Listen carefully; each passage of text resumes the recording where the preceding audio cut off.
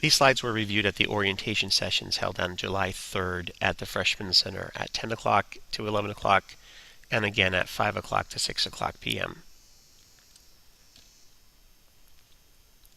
This slide shows an overview of our summer school program, its duration, our office hours, the final grade report, where students receive a pass or fail, and how grade reports are emailed to every home and also copied to guidance counselors on August 19th and 20th. The summer school staff this year includes social studies teacher Christopher Glaunert, RELA and English teacher Rachel Tracino, math teacher Christine Ziller, science teacher Matthew Rock, and the program coordinator Todd Silvius. One important aspect about this slide is the final deadline for the program's duration. All submissions, all assessments, all quizzes, all writing assignments must not only be turned in by August 16th, but they must be graded by August 16th, so the teacher is able to review them and put the final results on the grade reports that are due on the other side of that particular weekend. There are no extensions in the summer school program for any reason. To log in as a student, every student username follows a very specific pattern. The pattern is SS for summer school, the numbers 2013 for the year of summer school, the student first initial, and the student last name. So, since my name is Todd Silvius, and if I were a summer school student, my username would be SS2013 T Silvius. And the password would be my student ID that I use at school. The student ID can be found in PowerSchool. Student ID can be found also on a report card statement. Logging in as the parent account, the guardian account, or the coach account follows a very specific pattern too. And again, this pattern or this username convention is the same for every coach account.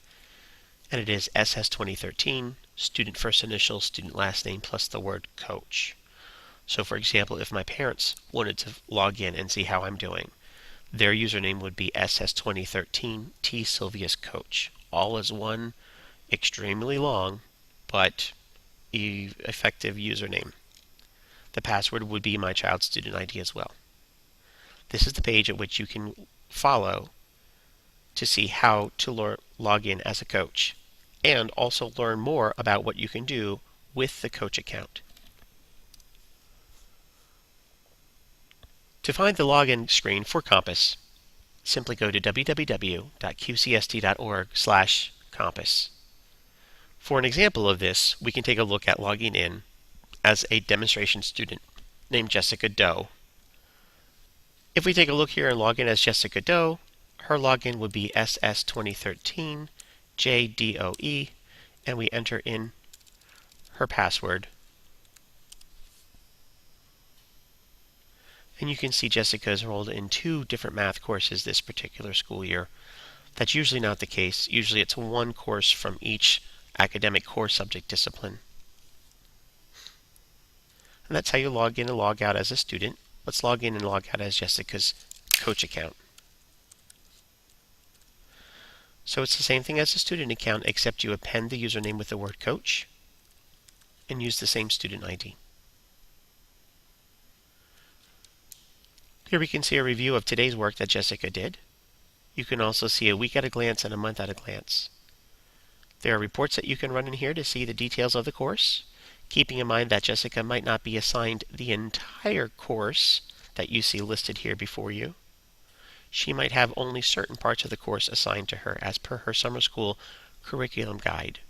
Or, if this is a learning path test, you'll see the learning path assigned up there as well. Coach accounts have additional report functions available to them too. You can read more about them in the Reports tab and select the report that you want to run here. Let's return to the presentation. One of the things you want to do before you start is check to make sure your system is running correctly. And you can do this with a system check. If you follow this URL, you'll be directed to more instructions on where to do a system check. But just to let you know, right down here on the Compass login screen are these system requirements and also an automated system check for you to take a look at as well.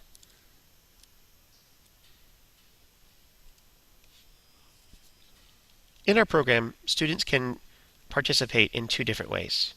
They can participate using a learning path test, and they can participate using a pre-constructed curriculum guide created by their academic school year teacher. Today we're going to look at first the learning path test. In a learning path test, such as one in geometry, when the student initially clicks into their Geometry Learning Path Test course, they see two different icons. This first icon here is a test icon. Before the system can generate a course for this student, the student has to first complete a learning path test.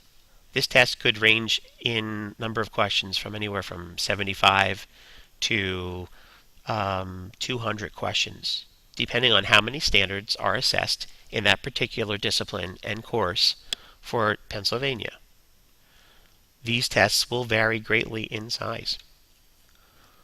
And they must be taken all in one sitting. Students are encouraged to block out lots of time for them to complete a learning path test. The more correct answers that they answer on the learning path test, the more content and assessments the system will remove from their responsibilities once their course is created. Once you're done with the test, this second icon here, which is currently grayed out, will become a full strength color, and this arrow will hop over and be pointing to this folder. This is the folder in which the system has created all the content for the student to do, and the student should begin working immediately on the first folder. While they're working, or perhaps right before they start working, what we recommend them do is contact the program coordinator by email to let the coordinator know that they completed the test and the course has been created for them.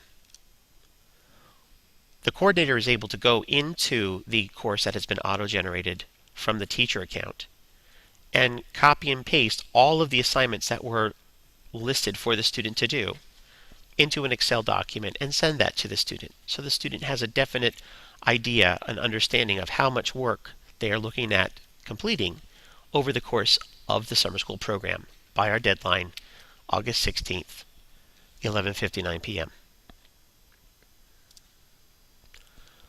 The student receives that reply with the course content, and they can then start pacing out their goals to meet each week. Now we're going to take a look at the other type of student that can go through our program using a curriculum guide. This is an example of a curriculum guide from our pretend student Jessica Doe. And you can see that there are several areas that are not highlighted and several areas that are highlighted.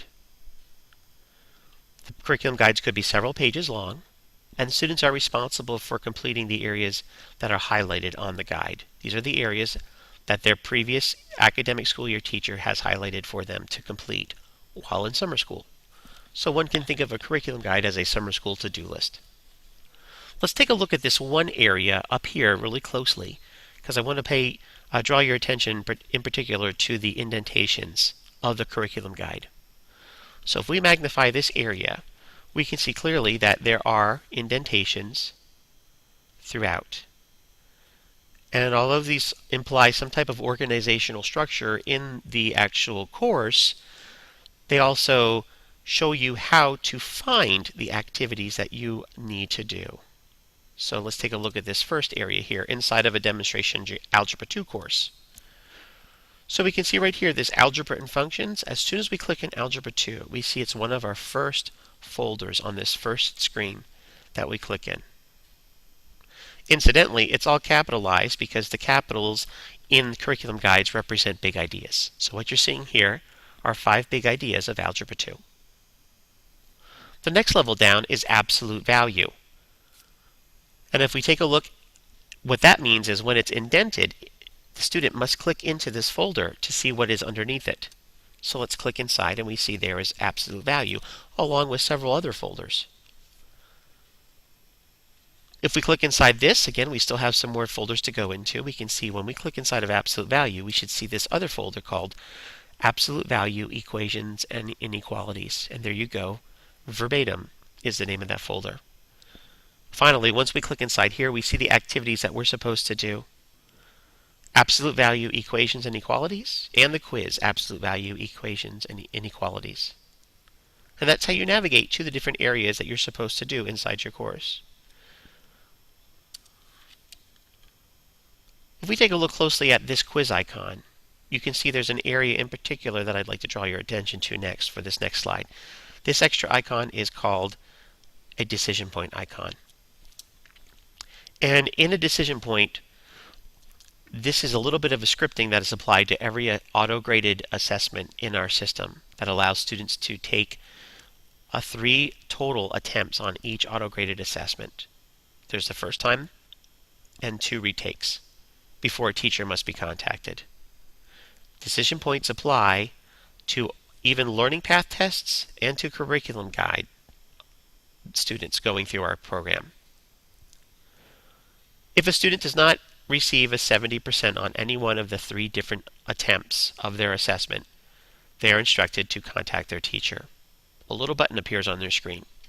At that point, it's important for the student to email their teacher with specific communication, stating where they're stuck and ask for directions on what to do next.